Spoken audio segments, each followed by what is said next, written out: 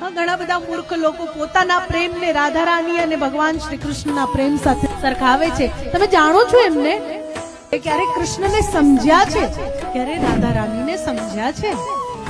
એમના જેટલો વિરહ સહન તો કરીને જુઓ. અત્યારે નવું ચાલ્યું છે લોંગ ડિસ્ટન્સ રિલેશનશિપ.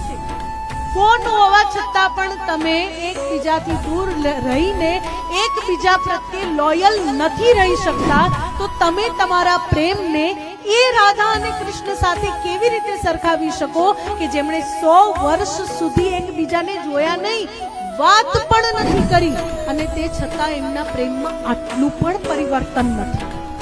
તમે પોતાના પ્રેમને સીતાજી અને રામજી સાથે કઈ રીતે સરખાવી શકો કે જે જાનકીજી લંકામાં રહીને પણ શ્રી રામના જ રહ્યા, અને જે રામ જાનકીજીના હરણ થયા બાદ પણ હરેક ક્ષણ જાનકીજીના વિરહમાં તડપ્યા છે, હરેક ક્ષણ કઈ રીતે જાનકીને જલ્દી પાછા લાવવા એના પ્રયત્નમાં રહ્યા છે.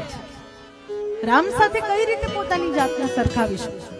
એટલે આ કમ્પેરિઝન ના કરવાનું હોય. એમને પરમ પુરુષ કયા છે, પુરુષોત્તમ કયા છે. એ સામાન્ય પુરુષ નથી. રામ અને કૃષ્ણ એ કોઈ સામાન્ય પુરુષ નથી. આપણે સરખાવી દઈએ છીએ.